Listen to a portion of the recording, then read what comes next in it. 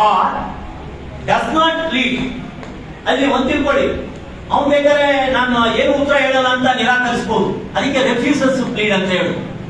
R ಅಂತ ಅಂದ್ರೆ R not plead, ಅವ್ನು ಏನು ಹೇಳಲ್ಲ, ಸುಮ್ಮನೆ ನಿಂತ್ಕೋತಾನೆ, ನಿಂತ್ಕೊಳ್ಳಿ, ಹಾಗಂತ ಒತ್ತಾಯ ಮಾಡಂಗಿಲ್ಲ.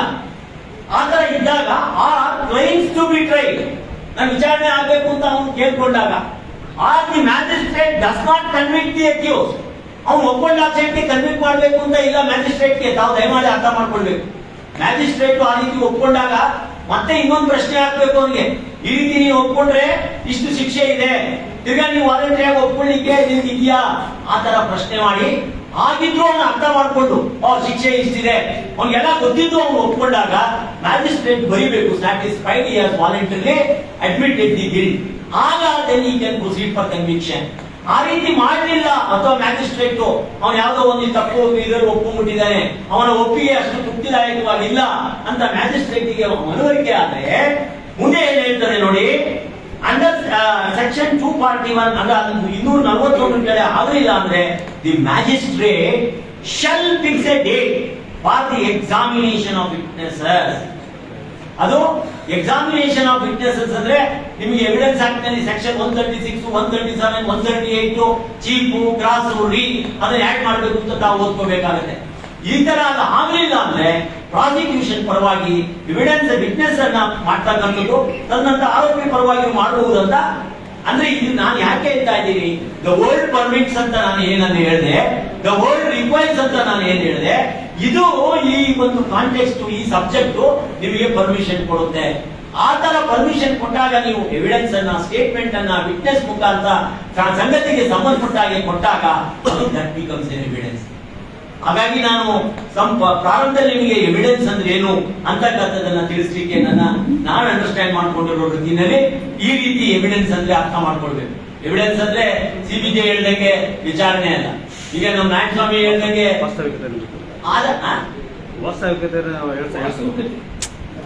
ಅದು ನಾವು ಬರೀ ಪಂಚಾಯತಿ ಕಟ್ಟೆಯಲ್ಲಿ ಮಾತಾಡೋದಲ್ಲ, ವಿ ಆರ್ ಆಲ್ ಲಾಯರ್ಸ್. ಅದಕ್ಕೆ ವಿ ಶುಡ್ ಎಕ್ವಿಪ್ ವಿತ್ ನಮ್ಗೆ ಬೇಸಿಕ್ ಗೊತ್ತಿರ್ಬೇಕು.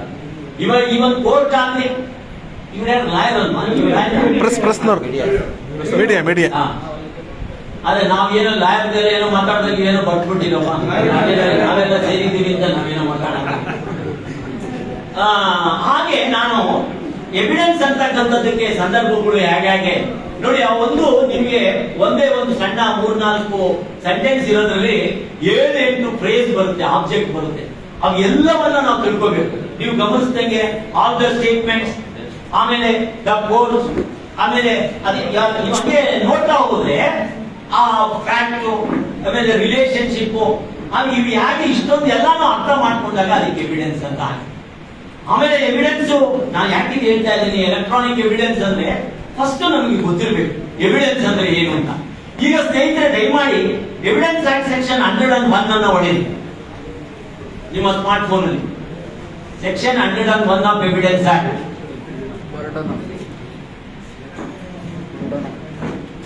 ತಂದಿಲ್ ಬನ್ನಿ ಫೋನ್ ಹೇಗಿದ್ರು ರೆಕಾರ್ಡ್ ಹಾಕೊಂಡಿದ್ದ ಸರ್. ಇದು 101 ತುಂಬಾನೇ ಇಂಪಾರ್ಟೆಂಟ್ ಸರ್. ನಾವು ಪ್ರೂಫ್ ಮಾಡಕ್ ಹೊರಟಿದ್ದೀವಿ ಅಂತ ಅಂದಾಗ ನಮ್ಗೆ 101 ಪೂರ್ತಿ ಜ್ಞಾನ ಅಥವಾ ಕಾನೂನಿನ ಒಂದು ಇದು ಗೊತ್ತಿರಬೇಕು ಸರ್. ಇದು ಏನಾಗುತ್ತೆ ಪಾರ್ಟ್ 3, ಇದು ಪಾರ್ಟ್ 3 ಅಂದ್ರೆ ಸಪರೇಟ್ ಇದನ್ನೇ ಮಾಡ್ತಾರೆ. ನಿಮಗೆಲ್ಲ ಬರ್ಡನ್ ಆಫ್ ಪ್ರೂಫ್ ಬಗ್ಗೆ ನೀವು ಕಾಲೇಜ್ನಲ್ಲೆಲ್ಲ ಓದಿರ್ತೀರಾ, ಆನಂತರ ಮತ್ತೆ ನೀವು ಎಕ್ಸ್ಪೀರಿಯನ್ಸ್ ಅಲ್ಲಿ ತುಂಬಾ ಜನ ಇದು ಮಾಡ್ತೀರಾ. ನೋಡಿ 101 ನಾನು ಓದ್ತೀನಿ. ಬರ್ಡನ್ ಆಫ್ ಪ್ರೂಫ್ ಅಂದ್ರೆ ರುಜುವಾತು ಮಾಡುವ ಹೊಣೆಗಾರಿಕೆ ಅಂತ. ಅದು ಏನ್ ಹೇಳ್ತದೆ, ಹೂ ಎವರ್ ಯಾವನೇ ಆಗ್ಲಿ ಡಿಸೈರ್ಸ್ ಅಂದ್ರೆ ಏನಂತ ಇಚ್ಛಿಸ್ತಾನೆ, ಆಸೆ ಪಡ್ತಾನೆ, ಅದು ಏನ್ ಮಾಡೋನು ಡಿಸೈರ್ಸ್ ಎನಿ ಕೋರ್ಟ್, ಯಾರನ್ನ ಡಿಸೈರ್ ಮಾಡೋದು, ಯಾವುದೇ ನ್ಯಾಯಾಲಯನ ಏನಂತ ಗಿವ್ ಜಡ್ಜ್ಮೆಂಟ್, ಯಾವುದೇ ನ್ಯಾಯಾಲಯವನ್ನ ತೀರ್ಪು ಕೊಡುವಂತ ಯಾವ ವ್ಯಕ್ತಿ ಇಚ್ಛಿಸ್ತಾನೆ, ಆಶಿಸ್ತಾನೆ, as to any legal right or liability. ನಾನು ಇದನ್ನೇ ನಿಮ್ಗೆ ಅವಾಗ ನಾನು ಹೇಳ್ತಾ ಇದ್ದೀನಿ, ಕೋರ್ಟ್ ಕೆಲಸ ಇದೆ, as to legal right or liability. ನೀವು ಹೆಂಗೆ ಸುಪ್ರೀಂ ಕೋರ್ಟ್ ಹೋಗಿ ಯಾವುದೇ ತೀರ್ಪಿಲ್ಲ, ಒಟ್ಟಾರೆ ಸಾರಾಂಶ determination of right and liability of the client or a government or individual litigant. That is the motto, that is the purpose for which the court has been established. That is the main object of the court. That is what the courts are functioning and delivering justice on these two material aspects. ಈಗ ಏನ್ ಹೇಳ್ತಾರೆ, liability depend on the existence of the facts. ಇದು ಭಾರಿ important. Existence of the fact ಅಂದ್ರೆ ನೀವು section 3 ನಲ್ಲಿ proved, ಡಿಸ್ಪ್ರೂವ್ಡ್, not proved ಅಂತ ಬಂದಾಗ ಎಕ್ಸಿಸ್ಟೆನ್ಸ್ ಆಫ್ ಅಂದ್ರೆ ಸಂಗತಿಯ ಅಸ್ತಿತ್ವಕ್ಕೆ ಸಂಬಂಧಪಟ್ಟಂತೆ ಅಂತ ಅರ್ಥ ಮಾಡ್ಕೊಳ್ಬೇಕು. ವಿಚ್ ಹಿ ಅಸರ್ಟ್ಸ್, ಇದು ತುಂಬಾ ಇಂಪಾರ್ಟೆಂಟ್.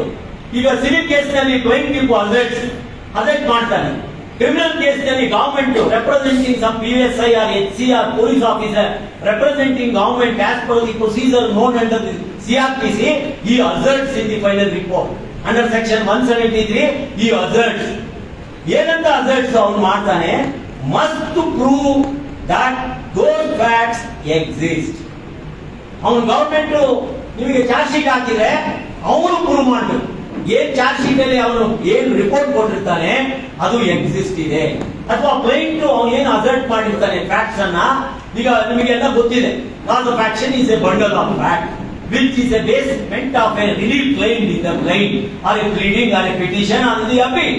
ನಾವು ಏನೇ ಒಂದು ಪರಿಹಾರ ಕೇಳಿದ್ರೆ ಅದಕ್ಕೆ ಆಧಾರಿತವಾಗಿ ನಾವು ಏನನ್ನ ಅರ್ಜಿಸ್ತೀವಿ, ಆ ಏನನ್ನ ನಾವು ಒತ್ತಾಯಿಸಿರ್ತೀವಿ, ಏನನ್ನ ಬರೆದಿರ್ತೀವಿ ಫ್ಯಾಕ್ಟ್ಸ್ ಅನ್ನ, ಅವೆಲ್ಲವೂ ಕೂಡ ಫ್ಯಾಕ್ಟ್ಸ್ ಅಸರ್ಟೆ. ಆ ತರ ಬಂದಾಗ prove that those facts exist, ಆ ಸಂಗತಿಯನ್ನ ಪ್ರೂವ್ ಮಾಡಬೇಕಾಗತ್ತೆ. ಒಂದು ವೇಳೆ ಅವನು ಅಥವಾ opponent party who appeared in response to the process of the court, ಅವನು either through pleading in a civil case, either through a admission in a pleading in a criminal case, admit the question of proof. ಇದ್ಯಾರು phone ನೋಡು, ಮಂಜುಳಾ ಅಂತ ಯಾರು ಹೆಂಗಸರು phone ಬರ್ತಾರೆ.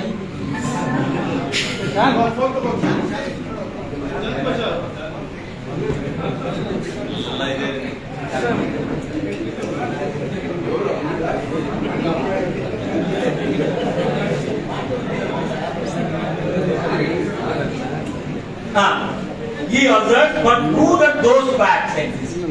ಒಂದ್ ವೇಳೆ ಅವನು ಅಡ್ಮಿಟ್ ಮಾಡ್ಕೊಳ್ಬಿಡ್ತಾನೆ, ನಾನು ಹೇಳ್ದಂಗೆ civil case dependent appear, criminal case ನಲ್ಲಿ ಆರೋಪಿ ಅಪಿಯರ್, ಆರೋಪಿ ಚಾರ್ಜ್ ಮಾಡಿದಾಗ ಪ್ಲೀಡ್ ಗಿಲ್ಟಿ ಮಾಡ್ತಾನೆ, ಅದು ಪ್ರೋಸೆಸ್ ಇದೆ, ಆಯ್ತು. ಆ ತರ ಒಪ್ಕೊಂಡಾದಾಗ ನೀವು ನೋಡಿ ಸೆಕ್ಷನ್ 58 ಬನ್ನಿ. ಇದು ಕೆಲವು ತುಂಬಾ ಯಾವಾಗಲೂ ಕೂಡ ಇದನ್ನ ಮನನ ಮಾಡ್ಕೊಳ್ತಾರೆ, ಅದು ತುಂಬಾನೇ ಯಾರ್ಮೇಲೆ ಗೊಳ್ಳಲಿದೆ ಏನು ಅಂತಕ್ಕಂಥದ್ದನ್ನ ತಿಳ್ಕೋಬೇಕು ಯಾವಾಗಲೂ ಕೂಡ.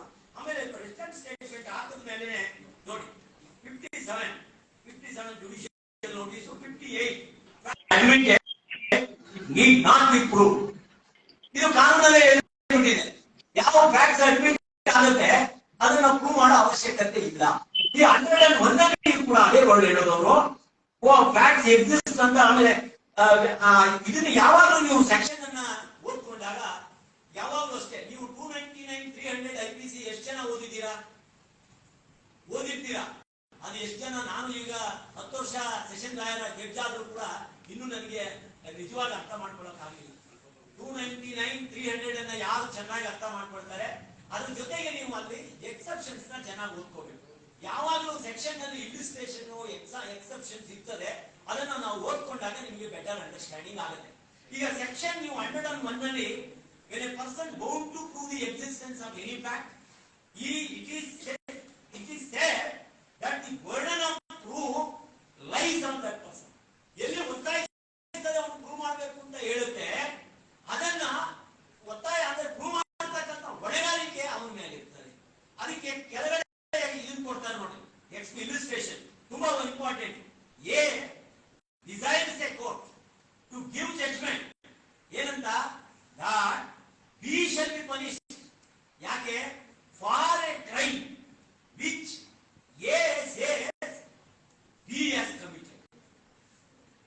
ಅವನು A ಹೇಳ್ತಾನೆ ಏನಂತ, B has committed ಅಂತ.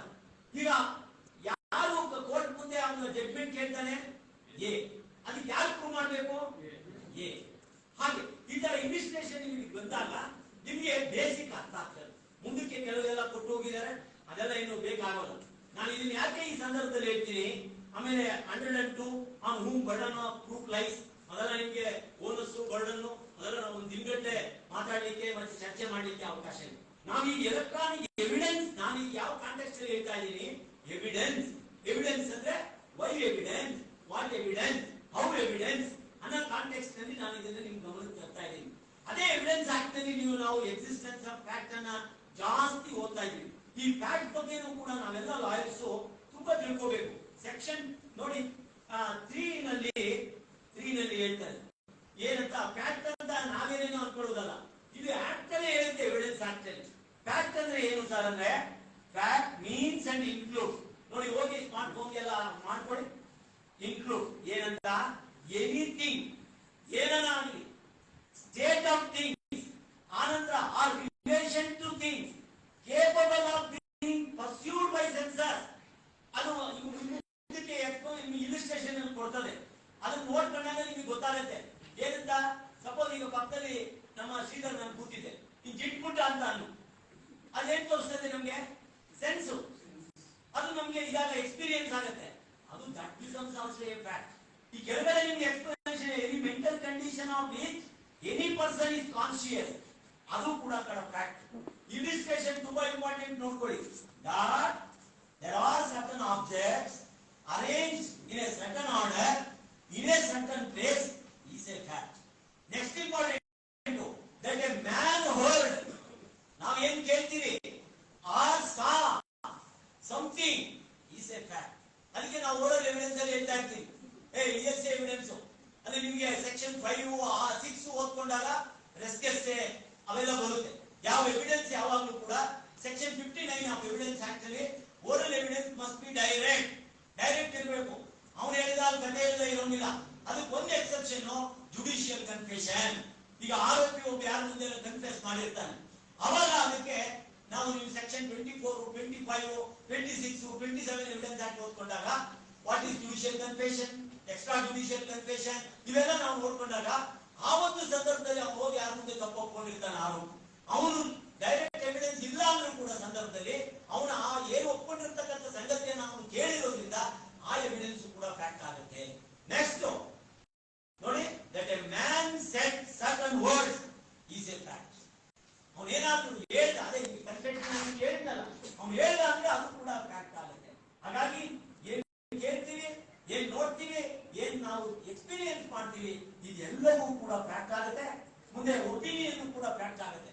ಈ opinion place A vital role.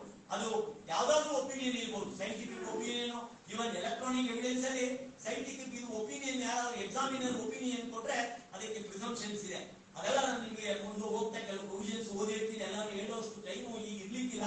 ನಾವು ಬೇಸಿಕ್ ಇದನ್ನ ಅರ್ಥ ಮಾಡ್ಕೊಂಡ್ರೆ ಆನಂತರ the man has certain reputation is also a fact. ಯಾಕೆಂದ್ರೆ ನೀವು ಡೆಫಾಮೇಷನ್ ಕೇಸ್ ಹಾಕಿದಾಗ ಆ ಒಂದು ಡಿಫೇಮ್ ಏನಾಗಿರುತ್ತೆ, ಅವನು ಏನು ಲೇಬಲ್ ಆಗಿರುತ್ತೆ, ಅದೆಲ್ಲವೂ ಕೂಡ ರೆಪ್ಯುಟೇಷನ್ ಕೂಡ ಇಸ್ ಆಲ್ಸೋ ಎ ಫ್ಯಾಕ್ಟ್. ಅವನಿಗೆ ರೆಪ್ಯುಟೇಷನ್ ಇದಾದ್ರೆ ಮಾತ್ರ ಅದು ಡೆಫಾಮೇಷನ್ ಆಗ್ಲಿಕ್ಕೆ ಅಥವಾ ಸಿವಿಲ್ ಲೈಬಿಲಿಟಿ ಇರ್ಬೋದು, ಕ್ರಿಮಿನಲ್ ಲೈಬಿಲಿಟಿ ಇರ್ಬೋದು, ಅದು ಬರಲಿಕ್ಕೆ ಸಾಧ್ಯ ಆಗ್ತದೆ. ಅಂತರ ರೆಲೆವೆಂಟ್ ಫ್ಯಾಕ್ಟ್ ಅನ್ನು ಕೂಡ ಅದನ್ನು ಹೇಳ್ತಾರೆ. ಅದನ್ನು ನಾವು ಓದ್ಕೊಂಡ್ರೆ ನಿಮ್ಗೆ ತಿಳಿದರೆ ಫ್ಯಾಕ್ಟಿಂಗ್ ಇಶ್ಯೂ ಅದು ಭಾರಿ ಇಂಪಾರ್ಟೆಂಟ್.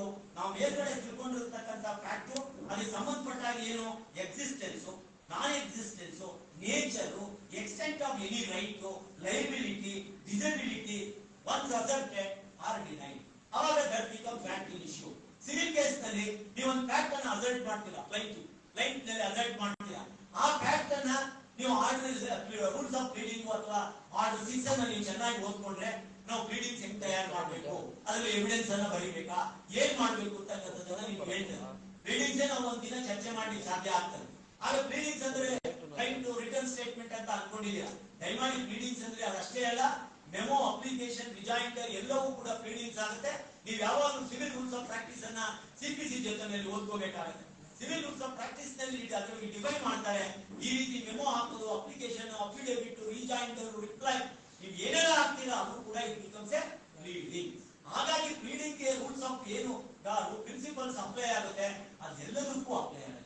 ಇಲ್ಲಿ ಯಾವುದು ಪ್ಲೀಡಿಂಗ್ಸ್ ಪ್ರಕಾರ ಯಾವುದು ಫ್ಯಾಕ್ಟ್ಸ್ ಒಬ್ರು ಅಸೆಪ್ಟ್ ಮಾಡಿ ಒಬ್ರು ಫ್ಯಾಕ್ಟ್ಸ್ ಅನ್ನ ಡಿಲೇ ಮಾಡಿದ್ರೆ ಅದು that becomes a fact in issue.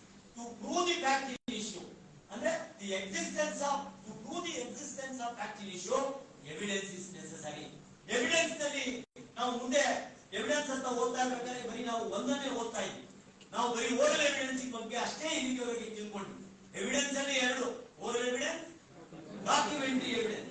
ಅದಕ್ಕೆ ಡಾಕ್ಯುಮೆಂಟರಿ ಎವಿಡೆನ್ಸ್ ಅಂದ್ರೆ ಏನು ಅಂತಕ್ಕಂಥದ್ದನ್ನ, ಡಾಕ್ಯುಮೆಂಟ್ಸ್ ಅಂದ್ರೆ ಏನು ಅನ್ನೋದು ಆ ಎವಿಡೆನ್ಸ್ ಆಕ್ಟ್ ಅನ್ನು ಹೇಳುತ್ತೆ. ಆಮೇಲೆ ನಾವು ಇಲ್ಲಿ ಎವಿಡೆನ್ಸ್, ಡಾಕ್ಯುಮೆಂಟರಿ ಎವಿಡೆನ್ಸ್ ಅಂದ್ರೆ ಏನು ಅಂತ ಸಬ್ ಕ್ಲಾಸ್ 2 ನಲ್ಲಿ ಹೇಳುತ್ತೆ. All documents including electronic records. ಇದು ಇಂಪಾರ್ಟೆಂಟ್ ನಾವು ಮಾಡ್ತಾ ಇರೋ ಈಗ ಚರ್ಚೆ. ಇದು ಎಲೆಕ್ಟ್ರಾನಿಕ್ ರೆಕಾರ್ಡ್ಸ್ ಅನ್ನೋದು ಇದು ಅಮೆಂಡ್ಮೆಂಟ್ ಆಯ್ತು. ಯಾವಾಗ ಅಮೆಂಡ್ಮೆಂಟ್ ಆಯ್ತು ಅಂದ್ರೆ 2000ರಲ್ಲಿ ಇನ್ಫಾರ್ಮೇಶನ್ ಟೆಕ್ನಾಲಜಿ ಆಕ್ಟ್ ಬಂದಾಗ ಈ ಒಂದು ಎವಿಡೆನ್ಸ್ ಆಕ್ಟ್ ಗೆ ಡೆಫಿನೇಷನ್ ಡಾಕ್ಯುಮೆಂಟ್ ಅನ್ನೋದನ್ನ ಸೇರ್ಪಡೆ ಮಾಡಿದ್ದಾರೆ. ಆ ಸೇರ್ಪಡೆಯಲ್ಲಿ ಹೇಳ್ತಾರೆ all documents including electronic records produced for the inspection of the court, such documents are called documentary evidence. ಒಂದು ತಲೆ ತುಂಬಿಕೊಳ್ಳಿ.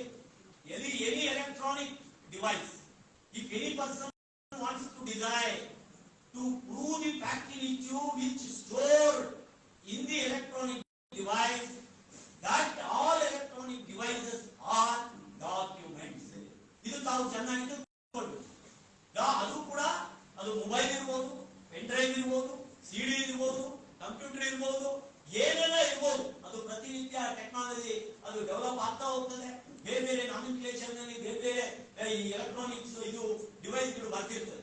ಆಲ್ ಎಲೆಕ್ಟ್ರಾನಿಕ್ ಡಿವೈಸಸ್ ಏನು ಇನ್ಫಾರ್ಮೇಶನ್ ಅವರೊಳಗೆ ಸ್ಟೋರ್ ಆಗಿದೆಯೋ, ಏನಿದೆಯೋ ಅದನ್ನು ತಿಳ್ಕೊಳ್ಳೋಕೆ ಪ್ರೂವ್ ಮಾಡಕ್ಕೆ ಅರಿವುಪಡಿಸಿದಾಗ ಇದೆಲ್ಲವೂ ಕೂಡ ಡಾಕ್ಯುಮೆಂಟ್ಸ್ ಆಗ್ತದೆ.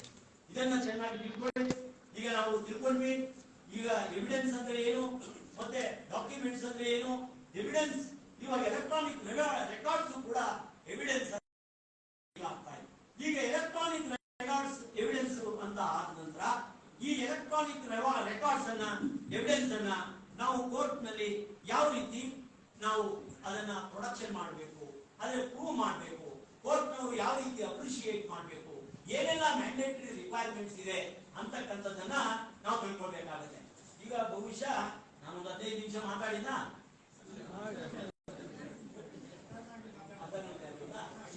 ನನ್ಗೆ ಹೇಳಿರೋದು ಅರ್ಧ ಗಂಟೆ ಶ್ರೀಧರ್.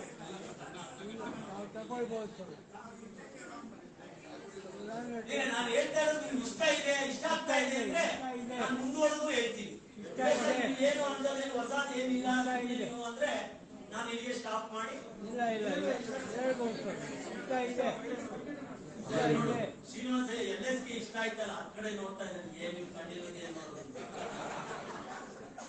ಈಗ ಅದೇ ನಾನು ಇದೆಲ್ಲ ಬಂದಿದ್ದೇನಕ್ಕೆ ಅಂದ್ರೆ ಈ ಟೆಕ್ನಾಲಜಿ ಇಂಪ್ರೂವ್ ಆದಾಗಿಂದ ಈ ರೀತಿ ನಾವು ಹೊಸ ಇದನ್ನ ನೋಡ್ಲಿಕ್ಕೆ ಬಂದ್ವಿ. ಈಗ ಎಲೆಕ್ಟ್ರಾನಿಕ್ ರೆಕಾರ್ಡ್ ಅಂದ್ರೆ ಏನು ಅಂತ ನಾವು ತಿಳ್ಕೊಂಡು, ಇದು ಇನ್ಫಾರ್ಮೇಶನ್ ಟೆಕ್ನಾಲಜಿ ಆಕ್ಟ್ ಸೆಕ್ಷನ್ 22(1) ಮತ್ತೆ T ನಲ್ಲಿ ಅದನ್ನ ಡಿಫೈನ್ ಮಾಡ್ತಾರೆ. ನಾವು ಏನೇನು ಅನ್ಕೊಳ್ಳೋದಲ್ಲ, ನಾವು ಯಾವಾಗಲೂ ಲಾಯರ್ ಆದವರು ಕಾನೂನೇ ನೋಡ್ಬೇಕು. ನೀವು ಏನೆಲ್ಲ ವರ್ಡ್ ಬರಲಿ, ವಾಟ್ ಲಾಸಸ್. ಇವನ್ ನನಗೆ ನೀವು ನೋಡಿ ಇನ್ಫಾರ್ಮೇಶನ್ ಇದೊಂದು ಮುಂದೆ ಹೋಗುತ್ತೆ. ಇನ್ಫಾರ್ಮೇಶನ್ ಅಂದ್ರೆ ಈ ನಾವು ಎಲೆಕ್ಟ್ರಾನಿಕ್ ರೆಕಾರ್ಡ್ ಇನ್ಫಾರ್ಮೇಶನ್ ಅನ್ನೋದು ಪ್ಲೇಯಿಂಗ್ ಎ ವೈಟಲ್ ರೋಲ್. ನಾವು ಇನ್ಫಾರ್ಮೇಶನ್ ಏನು ಅಂದ್ರೂ ಕೂಡ ನಾವು ತಿಳ್ಕೋಬೇಕಾದ್ರೆ ವಾಟ್ ಈಸ್ ಇನ್ಫಾರ್ಮೇಶನ್ ಅಂತಲೂ ಕೂಡ. ಈಗ ಇದರಲ್ಲಿ ನಾವು ಏನು ಎಲೆಕ್ಟ್ರಾನಿಕ್ ರೆಕಾರ್ಡ್ ಅಂತ ನೀವು ಸ್ಮಾರ್ಟ್ ಫೋನ್ ಇದ್ರೆ ಅದೇ IT act, information technology act section 2T ಅಂತ ಒಂದು ತಗೊಳ್ಳಿ. ಅದರಲ್ಲಿ ಏನಿರುತ್ತದೆ ಅಂದ್ರೆ ಮೀನ್ಸ್ ಡಾಟಾ. ಈಗ ನೋಡಿ ಡಾಟಾ ಅಂದ್ರೆ ನೀವೆಲ್ಲ ನೋಡಿದೀರಾ, ಕಂಪ್ಯೂಟರ್ ಹೋಟೆಲ್ ಕೂಡ ಒಂದು ಬಿಲ್ ಏನೋ ಅವರು ಎಂಟ್ರಿ ಮಾಡ್ತಾರೆ. ಅದು ಏನ್ ನೀವು ಔಟ್ಪುಟ್ ಅದಕ್ಕೆ ನಾವು ಮಾಡ್ತೀವಿ, ಅದು that becomes A data. Next record. ನೀವು ಅದರಲ್ಲಿ ಒಂದು ಏನೋ ಒಂದು ಅಗ್ರಿಮೆಂಟ್ ತಯಾರಿಸಬಹುದು, ಮತ್ತು ಒಂದು ಫೋಲ್ಡರ್ ಅಲ್ಲಿ ಅಥವಾ ಒಂದು PDF ನಲ್ಲಿ ಒಂದು ಡಾಕ್ಯುಮೆಂಟ್ ತಯಾರಿಸಬಹುದು. ಆದರೆ ಅಥವಾ ಡಾಟಾ ಜನರೇಟೆಡ್ ಡಾಟಾ ಕೆಲವೊಮ್ಮೆ ಏನಾಗುತ್ತೆ, ಬೇರೆ ಕಡೆಯಿಂದ ಬರೋ ಡಾಟಾ ಬೇರೆ, ನೀವೇ ಜನರೇಟ್ ಮಾಡೋದು ಬೇರೆ. ಈಗ ನೀವು ಬೇರೆ ಕಡೆಯಿಂದ ಬಂದಿರತಕ್ಕಂತ ಡಾಟಾ ಏನಿರುತ್ತೆ ಅದು that becomes secondary evidence. Suppose ನೀವೇ ಜನರೇಟ್ ಮಾಡಿದ್ರೆ that becomes the original primary evidence. ಈ ರೀತಿ ಡಾಟಾ ಏನ್ ಜನರೇಟ್ ಆಗುತ್ತೆ, ಆಮೇಲೆ ಇಮೇಜಸ್ ಅಥವಾ ಸೌಂಡ್ ಅಲ್ಲಿ ಬರ್ತಕ್ಕಂಥ, ಈಗ ನೋಡಿ ಈಗ ನಿಮಗೆ ಸಪೋಸ್ ವಾಟ್ಸ್ಆಪ್ ನಲ್ಲಿ ಯಾವುದೋ ಒಂದು ವಿಡಿಯೋ ಯಾವುದೋ ಬರುತ್ತೆ, ಅದರೊಳಗೆ ಸೌಂಡ್ ಬಗ್ಗೆ ಏನೋ ಲಿಟಿಗೇಷನ್ ಇರಬಹುದು. ಆ ಸೌಂಡ್ ನಾವು ವ್ಯಕ್ತಿ ಮಾತಾಡಿರೋದು ನೀವು ನೋಡಿದಿರಿ. ಈಗಾಗಲೇ ಒಂದು 10 ವರ್ಷದಿಂದ ಯಾರೋ ಒಂದು ಚೀಫ್ ಮಿನಿಸ್ಟರ್ 150 ಕೋಟಿ ತಗೊಂಡ ಅಂತ, ಇನ್ನೊಬ್ಬ ಯಾರೋ ರಾಜಕೀಯದಲ್ಲಿ ಏನೋ ಅದೆಲ್ಲ ವಿಡಿಯೋ ಎಲ್ಲ ಬಂತು. ಅದು ಹೆಸರಲ್ಲಿ ಹೇಳೋದು ಬೇಡ, ಇಲ್ಲೆಲ್ಲ ಕಾಂಗ್ರೆಸ್ ಪಾರ್ಟಿ ಇರೋದು ಆಮೇಲೆ ಇದು ಪಾರ್ಟಿ ಇರೋದು ಅಂತ ಇದಾಗೋದು ಬೇಡ. ಅಂದ್ರೆ ನಾನು ಏನ್ ಹೇಳ್ತಾ ಇದ್ದೀನಿ ಅಂದ್ರೆ ಆ ರೀತಿ ಇಮೇಜಸ್ ಆ ತರ ಜನರೇಟ್ ಆಗಿರ್ತಕ್ಕಂಥದ್ದು ಸೌಂಡ್ ಇವೆಲ್ಲವೂ ಕೂಡ ಮುಂದೆ ಹೇಳೋದು ನಾನು ಭಾರಿ ಇಂಪಾರ್ಟೆಂಟ್. ಸ್ಟೋರ್ಡ್ ಅಂದ್ರೆ ಅಲ್ಲಿ ಎಲ್ಲಿ ಸ್ಟೋರ್ ಆಗಿರುತ್ತೆ, ಮತ್ತೆ ರಿಸೀವ್ಡ್. ನೀವು SMS ರಿಸೀವ್ ಮಾಡ್ತೀರಾ, ಮತ್ತೆ ಅದು ಬೇರೆ ಅದು ಏನಾಗುತ್ತೆ, ಬೇರೆ ಡಿವೈಸ್ ಇಂದ ಬೇರೆ ಔಟ್ಪುಟ್ ಇಂದ ಇಂಟರ್ನೆಟ್ ಅಲ್ಲಿ ಬಂದು ನಿಮಗೆ ಇಲ್ಲಿ ಸೇರ್ಕೊಳ್ಳುತ್ತೆ ನಿಮ್ಮ ವಾಯ್ಸ್ಗೆ. ಮತ್ತೆ ಆರ್ ಸೆಂಟ್ ನಾವು ಕಳಿಸ್ತೀವಿ ಇನ್ ಎಲೆಕ್ಟ್ರಾನಿಕ್ ಫಾರ್ಮ್. ಕೆಲವೊಮ್ಮೆ ಇವಾಗ ಯಾವುದೋ ಒಂದು ಸ್ಪೆಸಿಫಿಕ್ ಪರ್ಫಾರ್ಮೆನ್ಸ್ ದಾವ, ಅದ್ರಲ್ಲಿ ಏನಾಗುತ್ತೆ, ಸ್ಪೆಸಿಫಿಕ್ ಪರ್ಫಾರ್ಮೆನ್ಸ್ ದಾವದಲ್ಲಿ issuing of notice is not mandatory. However, to show our readiness, one must show his readiness, for which normally advocates advisors litigate for issuance of a notice calling upon opponent. What do you say? This is the acknowledgement of liability which you have created under the contract. What do you say? You comply your direction ಅಂತ ನಾವು calling upon him to do the act ಅಂತ ಕೆಲವೊಮ್ಮೆ ಕೇಳ್ತೀವಿ.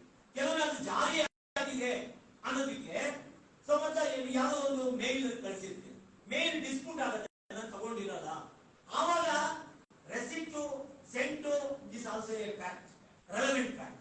ಅದನ್ನ prove ಮಾಡಕ್ಕೆ we will rely on electronic record. ಆ ತರ ಇದ್ದಾಗಲೂ ಕೂಡ it is also electronic record. Form or microfilm, computer generator ಅವೆಲ್ಲ ನಾನು ಈಗಾಗಲೇ ಹೇಳಿದಂಗೆ ವರ್ಷಕ್ಕೆ ಚೇಂಜ್ ಆಗ್ತಾ ಇರ್ತದೆ. ಆ ತರ ಟೆಕ್ನಾಲಜಿ ಇದೆಲ್ಲ ಆದ ನಂತರ ಈಗ ನಾವು ಒಂದೊಂದು ಚೆನ್ನಾಗಿ ತಿಳ್ಕೋಬೇಕು. ಇಂಪಾರ್ಟೆಂಟ್ ನಾನು ಈಗಾಗಲೇ ಹೋದಾಗೆ ಇನ್ಫಾರ್ಮೇಶನ್ ಎಲೆಕ್ಟ್ರಾನಿಕ್ ರೆಕಾರ್ಡ್ ಪ್ರಮುಖವಾಗಿ ತಿಳ್ಕೊಳ್ಳಿ. ಎನಿ ಇನ್ಫಾರ್ಮೇಶನ್ ಅದು ವಾಟ್ಸ್ಆಪ್ ಅಲ್ಲಿ ಕಳಿಸ್ತೀವಿ, ಫೇಸ್ಬುಕ್ ಅಲ್ಲಿ ಕಳಿಸ್ತೀವಿ, ಮತ್ತೆ ಇದು ಎಂತದಪ್ಪ ಎಲ್ಲ ಇದಾವಲ್ಲ, ಇನ್ಸ್ಟಾಗ್ರಾಮ್ ಯಾವ್ಯಾವ ಎಲ್ಲ ಇರ್ಲಿ, ಯಾವ ಮೀಡಿಯಾದಲ್ಲಿ ನಿಮಗೆ ಕಳಿಸಿದ್ರು ಕೂಡ ಅದು ದಟ್ ಬಿಕಮ್ಸ್ ಇನ್ಫಾರ್ಮೇಶನ್. ಅಥವಾ ನೀವೇ ಏನಾದ್ರು ವಾಟ್ಸ್ಬುಕ್ಗೆ CBJ ತುಂಬಾ ಉದ್ದಾಗವನೆ, CBJ ತುಂಬಾ ಎದೆ ಅಗಲಾಗೈತೆ, CBJ ರಾಮನಂಗ್ ಅವನೇ ಅಂತ ನೀವೇ ಏನಾದ್ರು ಜನರೇಟ್ ಮಾಡ್ತೀರಾ ಅನ್ಕೊಳ್ಳಿ, ಅದು that is also record, electronic record. ಅದು that is also a relevant fact. To prove that if that fact is issue, to prove the existence of that fact, it becomes a relevant fact. If we want to prove that fact through this electronic method, electronic evidence, then it is also electronic record. ಹಾಗಾಗಿ ಅದು scent generated ಅದು ಎಲ್ಲ important. ಅವು ಕಳಿಸಿದ್ದು, ನೀವು ತಗೊಂಡಿದ್ದು, ನೀವೇ generate ಮಾಡಿದ್ದು, ಇವು ಇನ್ಫಾರ್ಮೇಶನ್ ಎಲೆಕ್ಟ್ರಾನಿಕ್ ಫಾರ್ಮ್ ನಲ್ಲಿ ತಗೊಂಡ್ರೆ ಇವೆಲ್ಲವೂ ಕೂಡ ಎಲೆಕ್ಟ್ರಾನಿಕ್ ರೆಕಾರ್ಡ್. ಅವೆಲ್ಲವೂ ಕೂಡ ಡಾಕ್ಯುಮೆಂಟ್ಸ್. ಅರ್ಥ ಆಯ್ತಾ? ಈಗ ನೀವೇನೇ ಈಗ ಒಂದು ವೇಳೆ ಈಗ ಮತ್ತೆ ಅದನ್ನೇ ಡೆಫಿನೇಷನ್ ಹೇಳ್ತಾರೆ, ಅದು it is called as documentary evidence ಅಂತ. ಎಲೆಕ್ಟ್ರಾನಿಕ್ ರೆಕಾರ್ಡ್ಸ್ ಕೂಡ it becomes A documentary evidence. ನಾವು ಎಕ್ಸಿಬಿಟ್ ಮಾಡಬೇಕಾದ್ರೆ ನೀವು ಯಾವಾಗಲೂ ನೀವು ರೂಲ್ಸ್ ಆಫ್ ಪ್ರಾಕ್ಟೀಸ್ ನ ಓದೋದೇ ಇಲ್ಲ ಯಾರು ಕೂಡ. ಏನು ರೂಲ್ಸ್ ಆಫ್ ಪ್ರಾಕ್ಟೀಸ್ ನಲ್ಲಿ ನೀವು ಸಿವಿಲ್ ಕೇಸಸ್ ನಲ್ಲಿ ಈ ಎಕ್ಸಿಬಿಟ್ P1 ಅಂದರೆ ಯಾಕಾಗಬೇಕು, ಎಲ್ಲಿ ಹೇಳುತ್ತೆ, ಅದಕ್ಕೆ ರೂಲ್ಸ್ ಅಲ್ಲಿ ಪ್ಲೇಂಟಿಫ್ ಸೈಡ್ ಡಾಕ್ಯುಮೆಂಟ್ ಎಕ್ಸಿಬಿಟ್ ಮಾಡಿ ಕೋರ್ಟ್ನವರು ಅಡ್ಮಿಟ್ ಮಾಡಿದ್ರೆ, once the document is admitted, it is a duty bound on the judge to exhibit it as an exhibit P1. Suppose if the defendant exhibits a document, that document admitted by the court, the act of admission by the court, that should be by making an exhibit by the concerned court officer. Suppose court ಒಂದು ಯಾವ document ತರಿಸ್ಕೊಂಡು ಮಾಡ್ಕೊಂಡ್ರೆ ಅದಕ್ಕೆ C1. ಅದೇ ರೀತಿ criminal rules of practice ನಲ್ಲಿ ಕೂಡ ಅದು procedure ನ ಪ್ರಿಸ್ಕ್ರೈಬ್ ಮಾಡಿದ್ದಾರೆ. ಯಾಕೆ ನೋಡಿ, ಡಾಕ್ಯುಮೆಂಟ್ಸ್ ಅನ್ನ ಪ್ರೊಡಕ್ಷನ್, ನಿಮ್ಗೆ ಎಕ್ಸಿಬಿಷನ್, ಅಡ್ಮಿಷನ್, ಆಮೇಲೆ ಅಪ್ರಿಸಿಯೇಷನ್ ಎಲ್ಲ ಡಿಫರೆಂಟ್. ನೀವು ನಂಜುಂಡಪ್ಪ ವರ್ಸಸ್ ಸ್ಟೇಟ್ ಅಂತ ILR 2001-594 ನಾನು ಕರೆಕ್ಟ್ ಪಾರ್ಟಿ ಹೆಸರು ಡಿಫರೆಂಟ್. ಜಸ್ಟಿಸ್ ಕುಮಾರ್ ಅವರು ಒಂದು ಜಡ್ಜ್ಮೆಂಟ್ ಕೊಡ್ತಾರೆ ಸಿವಿಲ್ ಕೇಸ್ ನಲ್ಲಿ. Beautiful judgment. ಅಂದ್ರೆ ಡಾಕ್ಯುಮೆಂಟ್ಸ್ ಅನ್ನ ಪ್ರೊಡಕ್ಷನ್ ಅಂದ್ರೆ ಏನು, ಡಾಕ್ಯುಮೆಂಟ್ ಅನ್ನ ರೆಸಿಪ್ಟ್ ಅಂದ್ರೆ ಏನು, ಆ ಡಾಕ್ಯುಮೆಂಟ್ ಅನ್ನ ಅಡ್ಮಿಟ್ ಮಾಡಬೇಕಾದ್ರೆ ಕೋರ್ ಡ್ಯೂಟಿ ಏನು, ಅಲ್ಲಿ ಅಡ್ಮಿಷನ್ ಮಾಡಕ್ ಕೊಟ್ಟಾಗ ನಿಮಗೆ ಸ್ಟ್ಯಾಂಪ್ ಆಕ್ಟ್ ಬಗ್ಗೆ ಗೊತ್ತಿರಬೇಕು. ಅದು whether it is compulsory stampable, duty payable, whether insufficient stamp, registration act ಗೊತ್ತಿರಬೇಕು. ಇವೆಲ್ಲವೂ ನೀವು ಡಾಕ್ಯುಮೆಂಟ್ ಕೊಟ್ಟ ತಕ್ಷಣನೇ ನೀವು ನೋಡ್ಬೇಕು. Whether document is admissible, whether document is relevant to the fact in issue, whether document is compulsory registrable. Even if it is registrable, section 49 ಅದಕ್ಕೆ exemption ಇದೆಯಾ, whether it is comes under that exemption. ಅದೇ suppose insufficient stamp duty ಆದ್ರೆ ಅದಕ್ಕೆ court ನವರಿಗೆ duty penalty ಕೊಟ್ಟು ಎಷ್ಟು ಕಟ್ಟಬೇಕಾಗುತ್ತೆ. ಅದನ್ನ ತಪ್ಪಿಸ್ಕೊಳ್ಬೇಕಾದ್ರೆ impound ಮಾಡಿ ಅಥವಾ ಡೆಪ್ಟಿ ಕಮಿಷನರ್ ಕಳಿಸ್ಲಿಕ್ಕೆ ಏನ್ ಪ್ರೊಸೀಜರ್? ನೀವು 34, 35, 35, 36 ಸ್ಟಾಂಪ್ ಆಕ್ಟ್ ಅನ್ನ ನೀವೆಲ್ಲ ನೋಡ್ಕೋಬೇಕು. ನಾನು ಯಾಕೆ ಹೇಳ್ತಾ ಇದ್ದೀನಿ ನಿಮ್ಗೆ ಅಂದ್ರೆ, document production is different, admitting the document in a procedure not to law is different. Even electronic evidence, electronic record, which is also a document that should be exhibited in the manner prescribed under the CPC or CRPC, read with civil rules of practice and criminal rules of practice and evidence act. ಇದು ನಾವು ತಿಳ್ಕೊಳ್ಬೇಕಾಗ್ತದೆ ಸ್ನೇಹಿತರೆ. ಈಗ ನಾವು ಮುಂದುವರೆದ್ರೆ, ಈಗ certifying authority ಅಂತ ಈಗ ನಮ್ಗೆಲ್ಲ ನೋಡಿ, ನಾನು ಸೈನ್ ಮಾಡ್ಬೇಕಾದ್ರೆ ಜಡ್ಜ್ಮೆಂಟ್ ಅನ್ನ ಪ್ರತಿ ಟೈಮ್ ಮಾರೋ ಆಗಿಲ್ಲ. ನಮ್ಗೆ ಹೈಕೋರ್ಟ್ ನವರು ನನ್ನ ಸಿಗ್ನೇಚರ್ ಸರ್ಟಿಫೈ ಮಾಡಿ ಸರ್ಟಿಫಿಕೇಟ್ ಕೊಟ್ಟಿರ್ತಾರೆ. ನಾನು ಅದನ್ನು ಇಟ್ಕೊಂಡ್ರೆ ಸಾಕು, ಅದು ಪೂರ್ತಿ ಜಡ್ಜ್ಮೆಂಟ್ ಸೈನ್ ಆಗೋಗ್ಬಿಡುತ್ತೆ. ನೀವೆಲ್ಲ ಕೆಲವು ಇವಾಗ ನೋಡಿ ಹೈಕೋರ್ಟ್ ಜಡ್ಜ್ಮೆಂಟ್ ಅಲ್ಲೆಲ್ಲ ಬರುತ್ತೆ ಡಿಜಿಟಲಿ ಸೈನ್, ಹಾಗೆಲ್ಲ ಬರುತ್ತೆ. ಇದೆಲ್ಲ ಯಾವಾಗ ಸಂದರ್ಭ, ನಿಮ್ಗೆ ಅದೇ ಕೇಸ್ ಯಾವ್ದಾದ್ರು ಜಡ್ಜ್ಮೆಂಟ್ ಒಬ್ರು ಯಾರೋ ಕೊಟ್ಟಿಲ್ಲ ಅನ್ಬೇಕು, ಕೊಟ್ಟಿದ್ದೀನಿ ಅನ್ಬೇಕು, ಅದ್ರ ಸಿಗ್ನೇಚರ್ ಇಲ್ವಾ ಅಂತ ಆ ತರ ಫ್ಯಾಕ್ಟ್ ಡಿಸ್ಪ್ಯೂಟ್ ಬಂದಾಗ ಈ ಒಂದು ಇಂಪಾರ್ಟೆನ್ಸ್ ಅಂದ್ರೆ ಅಥಾರಿಟಿ ಸರ್ಟಿಫಿಕೇಟ್ ಏನಿದೆ ಇದೆಲ್ಲವೂ ಅವಾಗ ನಿಮ್ಗೆ ಬರುತ್ತೆ. ಅದು ನಾವು ಆಡುವಾಗ ಓದ್ಕೊಳ್ಬೇಕಾಗುತ್ತೆ. ಈಗ ನಾವು ಬೇಸಿಕ್ ಆಗಿ ಇಷ್ಟನ್ನ ತಿಳ್ಕೋಬೇಕು. Any information which receive, which is sent, which is generated in the electronic form, it becomes a electronic record. It is a electronic document evidence. ಇಷ್ಟು ನಾವು ಚೆನ್ನಾಗಿ ತಿಳ್ಕೊಳ್ಳಿ. ಆಮೇಲೆ ಎವಿಡೆನ್ಸ್ ಅನ್ನು ನಾನು ನಿಮ್ಗೆ ಯಾಕೆ ಹೇಳಿದೆ ಅಂದ್ರೆ, ಈ ಸಂದರ್ಭದಲ್ಲಿ ಅದು ಸ್ವಲ್ಪ ನಾವು ಮತ್ತೆ ರಿಫ್ರೆಶ್ ಮಾಡೋಣ ಅಂತ. ನೀವೆಲ್ಲ ತುಂಬಾ ದೊಡ್ಡ ಚೆನ್ನಾಗಿ ತಿಳ್ಕೊಂಡಿದ್ದೀರಾ. ಜೊತೆಗೆ ನಾನು ಐ ವಾಂಟ್ ಟು ರಿಫ್ರೆಶ್, ನಾನು ಕೂಡ ತಿಳ್ಕೊಂಡಾಗುತ್ತೆ ಅನ್ನೋ ಕಾರಣಕ್ಕೆ ನಾನು ಆಗಲೇ ಹೇಳಿದ್ದೀನಿ, ನಾನು ಲೆಕ್ಚರ್ ಕೊಡ್ತಾ ಇಲ್ಲ, ದಯಮಾಡಿ ಕ್ಷಮೆ ಇರಲಿ. ನಾನು ಅನುಭವ ನನಗೆ ಅರ್ಥವಾಗಿದ್ದನ್ನು ನಿಮ್ ಜೊತೆ ಶೇರ್ ಮಾಡ್ಕೊಳ್ತಾ ಇದ್ದೀನಿ. ಈ ಹಿನ್ನೆಲೆಯಲ್ಲಿ ನಾವು ಗಮನಿಸ್ತಾ ಹೋದ್ರೆ, ಆಮೇಲೆ ಎಲೆಕ್ಟ್ರಾನಿಕ್ ಎವಿಡೆನ್ಸ್ ನಾವು ಯಾವಾಗಲೂ ಡಾಕ್ಯುಮೆಂಟ್ ಕಂಪೇರ್ ಟು ಡಿಸ್ಕ್ ಕೂಡ ಅದೇ ಡಾಕ್ಯುಮೆಂಟ್ ಅಂತ ಕೆಲವು ಜಡ್ಜ್ಮೆಂಟ್ಸ್ ಎಲ್ಲ ಇದೆ. ನೀವು ಅದೆಲ್ಲ ಏನ್ ಬೇಕಾಗಿಲ್ಲ ಅಂತ ನಾವು ಅನಿಸ್ತದೆ. ಬೇಸಿಕ್ ಈಗ ಕೆಲವು ಅಮೆಂಡ್ಮೆಂಟ್ ಆಗಿದೆ ಸರ್, ಈ ಅದನ್ನ ತಾವು ಎಲ್ಲರೂ ಓದ್ಕೊಳ್ಳಿ. ಈಗ ಎವಿಡೆನ್ಸ್ ಆಕ್ಟ್ ಅನ್ನ ದಯಮಾಡಿ 2022 ಅಮೆಂಡ್ಮೆಂಟ್ ಆಕ್ಟ್ ತಗೊಳ್ಳಿ. ಇದೆಲ್ಲ ಹಳೆದೆಲ್ಲ ಈಗ ಜನರೇಟ್ ಆಗಿದೆ. ಇಲ್ಲಿ ಕೆಲವು ಇಂಪಾರ್ಟೆಂಟ್ ಪ್ರೊವಿಷನ್ಸ್ ಪ್ರಿಸಂಪ್ಷನ್ ಇದೆ. ಫಾಸ್ಟ್ ಆಯ್ತು, ನಾನು ನಿಧಾನ ಕೇಳ್ಬೇಕಾಯ್ತು, ಭಯ ಉಂಟಾನೆ.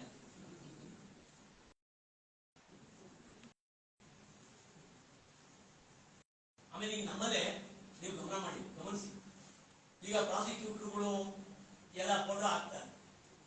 ಈಗ ಫೋಟೋ ನಿಮ್ ಪ್ರಕಾರ ಏನಂತೀರ ಅದು? ಹೇಗೆ ಎಲೆಕ್ಟ್ರಾನಿಕ್? ವೇರ್ ಇಟ್ ಸೇಸ್ ಯಾವ ಸೆಕ್ಷನ್?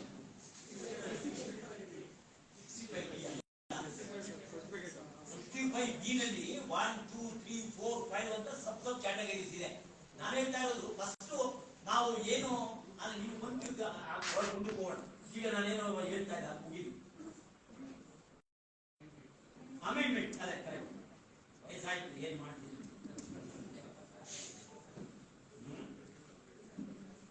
ಹಾ 22 ಅಮೆಂಡ್ಮೆಂಟ್ ಅಲ್ಲಿ ಅದೇ 3(2) ನಾನು ಈಗಾಗಲೇ ಹೇಳಿದ್ದಲ್ಲ, ಎಲೆಕ್ಟ್ರಾನಿಕ್ ರೆಕಾರ್ಡ್ ಅದು ಅಮೆಂಡ್ಮೆಂಟ್ ಆಗಿರೋದು 2000. ಈಗ 2018 ಅಲ್ಲಿ ಕೂಡ ಸುಮಾರು ಅಮೆಂಡ್ಮೆಂಟ್ ಆಗಿದೆ. ಈಗ ನಾವು 22A ನಾವು ಯಾರಾದ್ರೂ ಸ್ಮಾರ್ಟ್ ಫೋನ್ ಇದ್ರೆ ಅಮೆಂಡೆಡ್ 22A ಗೆ ಗಮನ ಹರಿಸಿ, ತುಂಬಾ ಇಂಪಾರ್ಟೆಂಟ್. ಅಲ್ಲಿ ಕೆಲವು ಪ್ರಿಸಂಪ್ಷನ್ಸ್ ಇದೆ, ಅದನ್ನ ತಾವು ಗಮನ